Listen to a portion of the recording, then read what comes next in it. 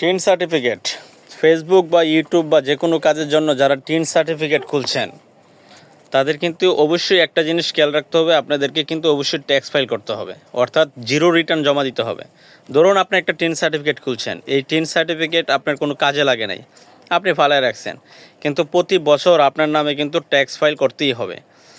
আপনি যদি এই টিন সার্টিফিকেট দিয়ে কোনো ইনকাম না করতে পারেন তাহলে আপনাকে জিরো রিটার্ন জমা দিতে হবে, অর্থাৎ নভেম্বর থেকে ডিসেম্বরের ভিতরে অবশ্যই আপনাকে এনবিআরের অফিস, আপনার আঞ্চলিক এনবিআরের অফিসে গিয়ে টিন সার্টিফিকেটের জন্য জিরো রিটার্ন জমা দিতে হবে।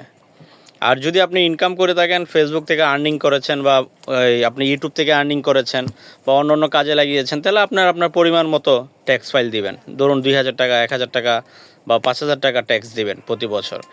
আর যদি কোনো ইনকামই না হয় তাহলে আপনাকে অবশ্যই জিরো রিটার্ন জমা দিতে হবে। জিরো রিটার্ন মানে আপনি ওখানে উল্লেখ করবেন যে আমি এটা আমার কাজের জন্য খুলেছিলাম কিন্তু কোনো ট্যাক্স ফাইল হয়নি, অর্থাৎ আমি কোনো ইনকাম করতে পারিনি, তখন আপনি জিরো রিটার্ন জমা দিতে পারবেন। কিন্তু যারা খুলে রেখে দিয়েছেন, ভাবছেন কিছুই হবে না, এটা কিন্তু ভবিষ্যতে আপনার অ্যাকশন হবে। যেমন সরকার কখনোই আপনার কাছে মেসেজ দিয়ে বা ফোন দিয়ে বলবেন আপনার ট্যাক্স জমা দেন, কিন্তু আপনি যখন আপনার কোনো সম্পত্তি ক্রয় করতে যাবেন বা বিক্রয় করতে যাবেন তখন এই টিন সার্টিফিকেট বেশি উঠবে অটোমেটিক। কারণ একজন নাগরিকের একটা এনআইডি দিয়ে একটাই টিন সার্টিফিকেট হয়, আপনি এটা চেঞ্জ করতে পারবেন না।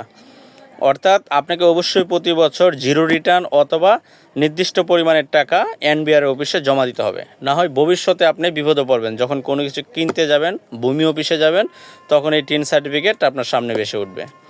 আশা করি ভিডিওটি সকলের কাজে লাগবে, যারা টিন সার্টিফিকেট করছেন তাদের বেশি কাজে লাগবে। ধন্যবাদ সবাইকে। আরেকটা জিনিস হলো, টিন সার্টিফিকেট করার সময় অবশ্যই এনআইডির সাথে মিল করে করবেন। এনআইডি যা নাম আছে হুবহু করার চেষ্টা করবেন, আর না হয়তো আপনার ভবিষ্যতে সমস্যা হবে, এনআইডির সাথে টিন সার্টিফিকেট মিলবে না।